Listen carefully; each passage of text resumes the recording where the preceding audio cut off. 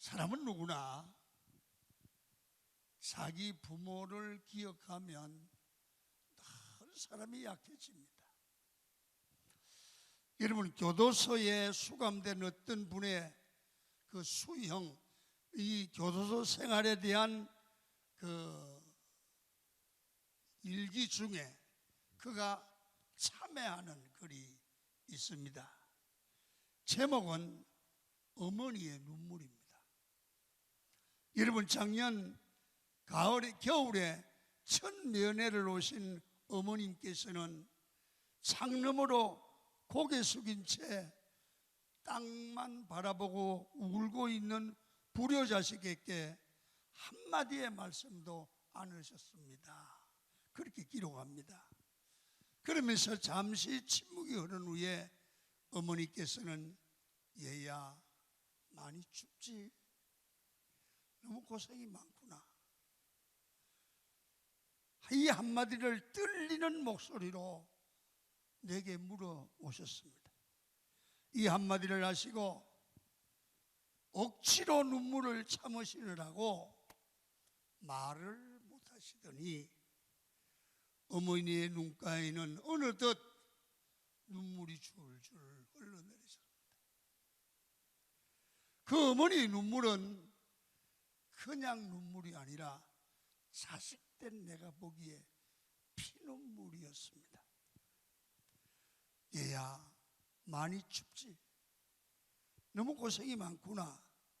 그 한마디 말씀을 하시고 접견 시간을 다 보내신 어머니는 성경책 한 권을 나에게 주면서 얘야, 성경을 읽어봐라.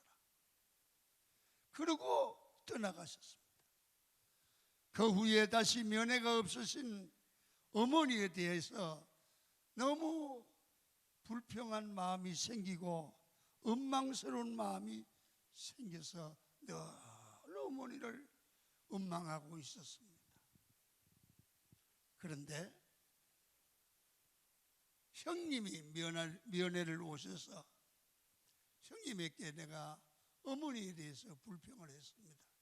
세상에, 어머니는 나를 한번 보고 가시더니 연락도 없고 다시 한번 오지도 않는 그런 어머니가 어디 있냐고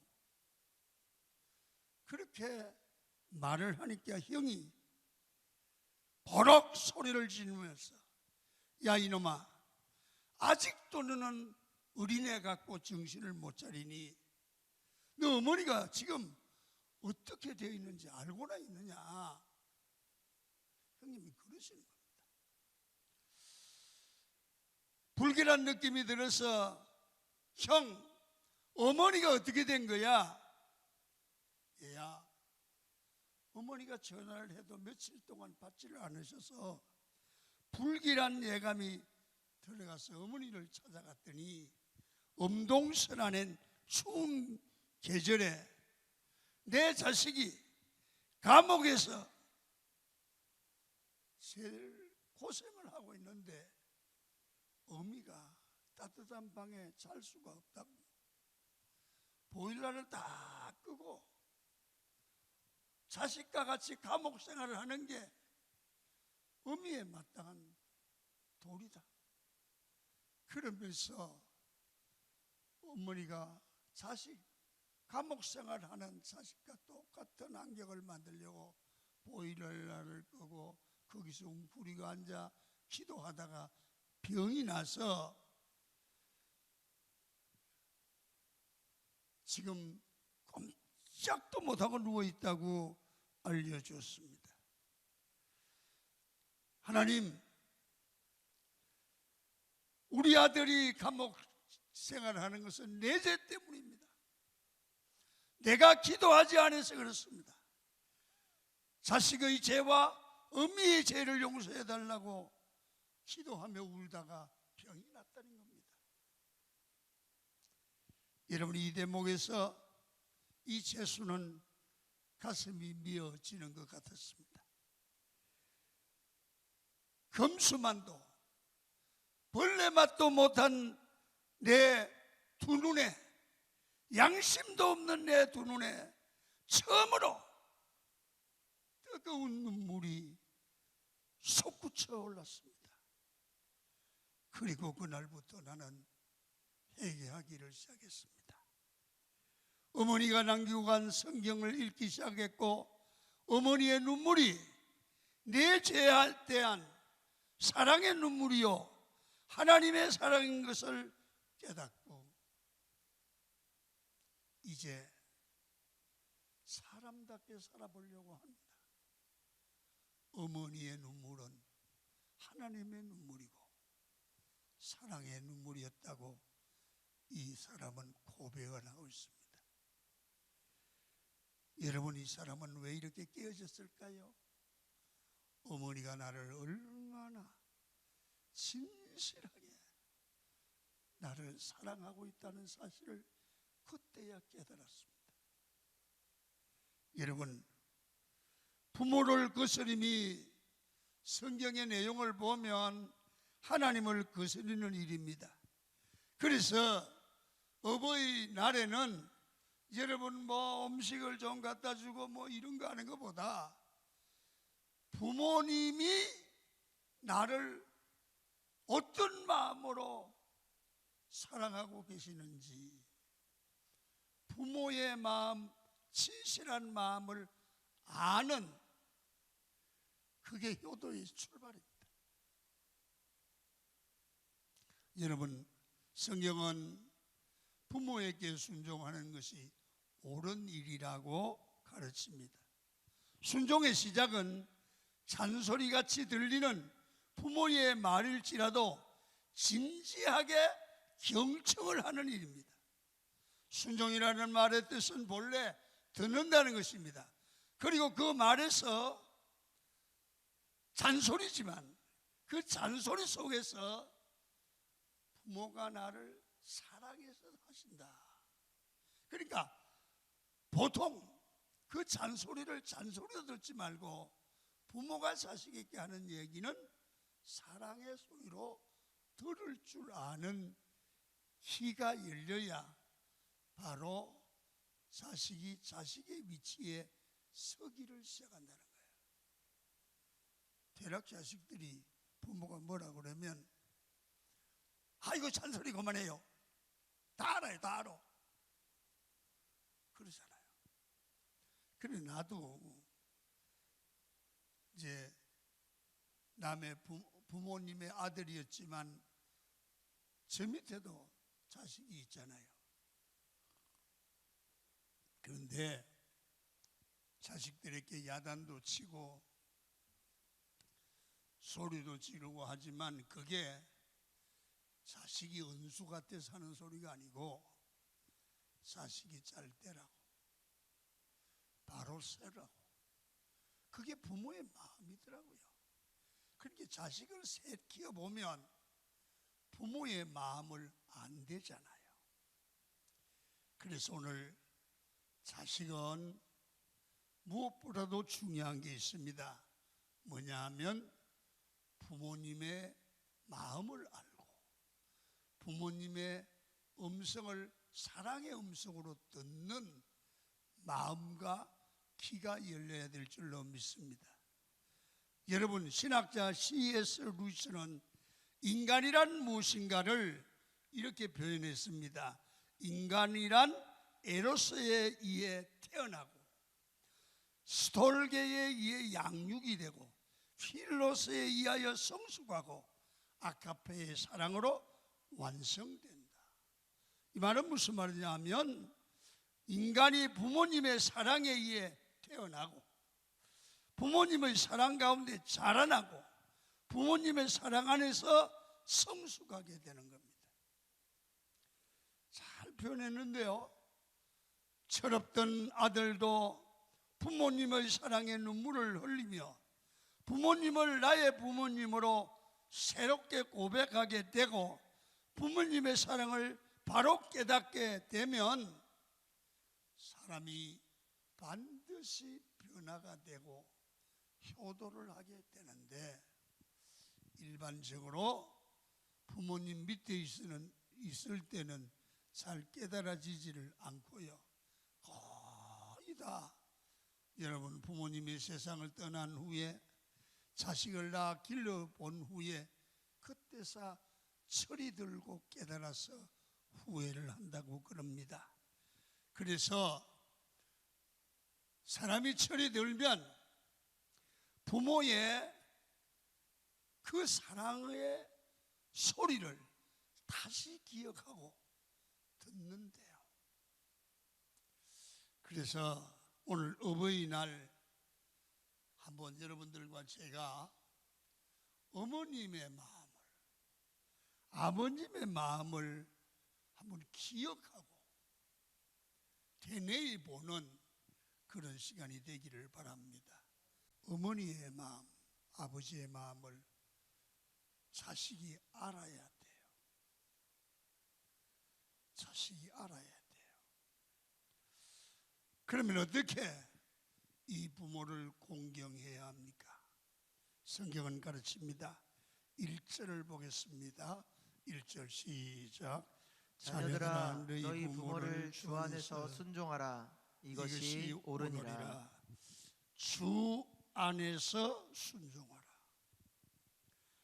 여러분, 정성과 사랑으로 자녀를 낳아 기르고 돌보는 부모님에게 순종하라.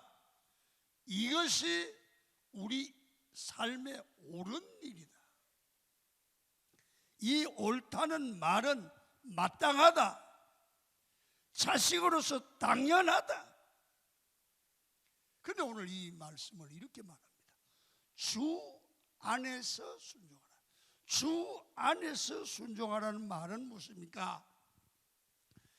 하나님의 말씀 앞에 하나님께 순종하듯이, 성도가 하나님의 말씀에 절대 순종하듯이 부모님께 순종하라. 성도가 하나님을 공경하듯이 자기 부모를 공경하라. 이 말입니다. 여러분, 예수님의 어린 시절의 모습을 성경은 이렇게 표현을 합니다. 예수님 우리 삶의 모델입니다. 자 보세요. 누가복음 2장 51절입니다. 읽겠습니다. 시작. 예수께서 한 가지로 내려가사 나사렛에 이르러 순종하여 받드시더라. 예수님은 어릴 때 나사렛에서 부모에게 순종하며 받드시더라. 부모님을 받드시더라. 효도하는 거지요. 또 골로새서 3장 20절에 이렇게 성경은 가르칩니다. 시작. 자녀들아 모든 일에 부모에게 순종하라. 이는 주 안에서 기쁘게 하는 것이니라. 사람이 정말 예수의 사람으로 거듭나면, 정말 신앙의 사람이라면 하나님을 경외하고 순종하는 게 마땅하지요.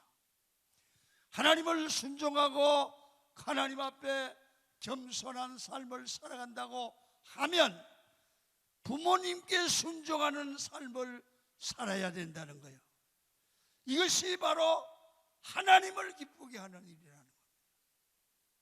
여러분, 그렇게 해서 부모님을 잘 섬기는 삶은 바른 신앙인의 자세고 하나님을 잘 섬기게 되어 있습니다. 이런 말입니다. 하나님을 잘 섬기는 바른 신앙은 부모를 잘 섬길 수 있는 효도하는 사람입니다. 이 사람은 반드시 복을 받게 되어 있다는 겁니다. 그래서 어버이날에 하나 기억하십니다. 하나님께 순종하듯 부모님의 사랑과 마음을 알았으면 그에게 하나님께 순종하듯 순종해야 된다. 두 번째는 내 성경을 읽으면 내 아버지와 어머니를 공경하라. 여러분, 여기에 보면 재미있습니다. 자세히 보면 아버지와 어머니라고 각각 명시하면서 공경하라는 겁니다. 네 부모에게 공경해, 엄마에게 공경해, 이런 게 아니라 아버지와 어머니라고 그랬습니다. 잘 보세요. 1절에서는 순종이라고 하는 수동적 형태의 효를 말씀했다면 2절에서는 공경이라고 하는 단어를 써서 보다 능동적인 효를 강조하고 있습니다. 재미있습니다. 이 말씀은 하나님께서 시내산에서 이스라엘 백성들에게 주신 말씀이에요. 잘 봐요. 이스라엘 백성들이 430년 동안 애굽에서 종살이 하다가 출애굽했습니다. 홍해를 건너 이제 가나안 땅으로 가고 있는 겁니다. 하나님은 백성들을 광야에서 40년 동안 훈련을 시켜서 저 가나안 땅에 들어가 하나님의 복을 받게 하는 겁니다. 그런데 무슨 훈련을 광야 40년 동안 시켰느냐? 바로 이 광야 생활은 교회 생활입니다. 이걸 보면 우리 예수 믿는 사람들이 교회에서 어떤 훈련을 받아야 되느냐? 똑같습니다. 자, 그러면 두 가지 훈련입니다. 첫째, 순종과 공경입니다. 순종과 공경의 삶을 집중적으로 가르칩니다. 그러면서 성경의 핵심적인 단어가 뭐냐면 이스라엘 백성들아, 너희는 하나님의 말씀에 순종하고 하나님을 공경하라. 이게 핵심입니다. 이 말씀의 핵심은 하나님의 말씀에 순종하고 하나님을 공경하라. 두 번째는 핵심이 뭐냐면 이스라엘 백성들아, 너희는 부모님의 말씀에 순종하고 부모님을 공경하라. 이게 성경에 명확하게 밝혔습니다. 하나님의 백성은 복받는 백성이 되려고 하면 하나님께 말씀에 순종하고 하나님을 공경해야 돼요. 그것이 아니에요. 두 번째는 부모님의 말씀에 순종하고 부모님을 공경해야 돼요. 여러분, 그들이 이 말씀을 받을 때의 상황은 순종하고 공경하기가 쉽지 않는 어려운 상황이었습니다. 마실 물도 많지 않습니다. 먹을 것도 여러분 입을 옷도 모든 것이 없거나 있어도 변변치 못합니다.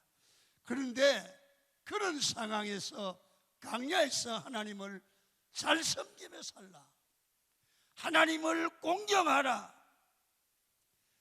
여러분, 그렇게 다 알면서 강력하게 자기 백성을 향하여 명령하고 순종을 요구했습니다. 그러면서 그렇게 명령만 하고 만 것이 아니라 심지어 강력한 하나님의 말씀을 명령합니다. 자, 성경을 보시죠. 출애굽기 21장 15절입니다. 시작. 자기 아버지나 어머니를 치는 자는 반드시 죽일지니라. 21장 17절 시작. 자기의 아버지나 어머니를 저주하는 자는 반드시 죽일지니라. 돌로 쳐 죽이라는 거예요. 하나님을 저주하거나 그런 사람도 그 당시에는 쳐 죽여야 돼요. 똑같아. 부모를, 자기 낳은 부모를 여러분 치는 자, 부모를 저주하는 자는 반드시 죽인다. 무서운 말이에요. 이러한 벌은 제3계명을 어긴 사람들에게 주는 형벌, 곧 하나님을 바르게 섬기지 않는 사람들에게 주는 형벌과 똑같습니다. 여러분, 레위기 24장 16절을 보시지요. 뭐라고 말씀을 하는지. 시작. 여호와의 이름을 해방하면 그를 반드시 죽일지니 온 회중이 돌로 그를 칠 것이라. 그러니까 하나님을 여러분 공경하지 아니하고 하나님을 해방하면, 여호와의 이름을 해방하면 죽이는 거예요. 부모님을과 하나님을 같은 그 섬김의 대상으로 두고 있어요. 하나님을 섬기면 부모님을 같이 섬겨야 된다고 말이에요. 여러분, 여기 하나님께서는 하나님에 대한 순종과 공경, 그리고 살아계신 부모에 대한 순종과 공경을 중요시 여겨서 그 죄를 똑같이 무겁게 다루고 있다는 것을 중시해야 됩니다. 이것을 보면 우리가 부모님 말씀에 순종하지 않고 공경하지 않는 죄가 얼마나 큰 것인가를 깨닫게 됩니다. 여러분, 순종이 부모의 말씀을 따르는 것이라면 공경은 한 걸음 더 나가서 부모의 마음을 알아들이는 것입니다. 순종하는 효도에서 공경하는 효도로 발전하면 하나님께서 어떤 복을 주시느냐 하면 3절에 이렇게 말씀합니다. 시작. 이것이 약속 있는 첫 계명이니 이는 내가 잘되고 땅에서 장수하리라. 반드시 잘못하면 망하지만 잘 순종하고 공경하면 땅에서 잘되고 장수한다는 겁니다. 잘된다는 말은 그대로 모든 것이 물 흐르듯 잘된다, 매사가 형통한다. 자, 그리고 장수한다는 것도 말 그대로 하나님의 받은 복이 오래가고 영생의 복을 받고 땅에서도 장수한다. 그러면 어떻게 부모를 공경하는 것이 옳습니까? 하나님을 공경하듯 부모님을 공경해야 됩니다. 여러분, 이것이 하나님께서 우리에게 계명을 주신 근본 의도입니다. 십계명은 두 돌판입니다. 그 첫 번째 돌판 중에 첫 계명은 하나님을 공경하라. 두 번째 돌판의 여러분 첫 계명은 내 부모를 공경하라. 그렇게 되어 있습니다. 그러니까 하나님의 사람은 하나님을 공경하듯 자기 부모를 공경해라. 그리고 또 하나님을 사랑하듯 부모님을 사랑하다. 여러분, 우리가 하나님의 사랑을 받고 사랑하며 살아가듯이 부모의 사랑을 받으며 태어나고 자라왔습니다. 우리도 이제 주님을 사랑하듯 부모님을 사랑해야 됩니다. 그리고 어떻게 공경해야 됩니까? 하나님께 감사하듯 부모님께 감사하는 자세를 가져야 됩니다. 여러분, 신앙생활 하면서 항상 하나님께 감사하라는 가르침을 늘 받지 않습니까? 부모님께도 항상 감사하며 공경해야 하는 것입니다. 우리의 생명, 우리의 건강, 입은 옷, 우리가 쓰는 모든 물질, 우리의 모든 것은 다 하나님께서 주신 것이죠. 그런데 하나님께 주신 것은 누구를 통해서? 부모님을 통해서 주신 거예요. 그래서 하나님께도 감사, 사람에게도 감사합니다.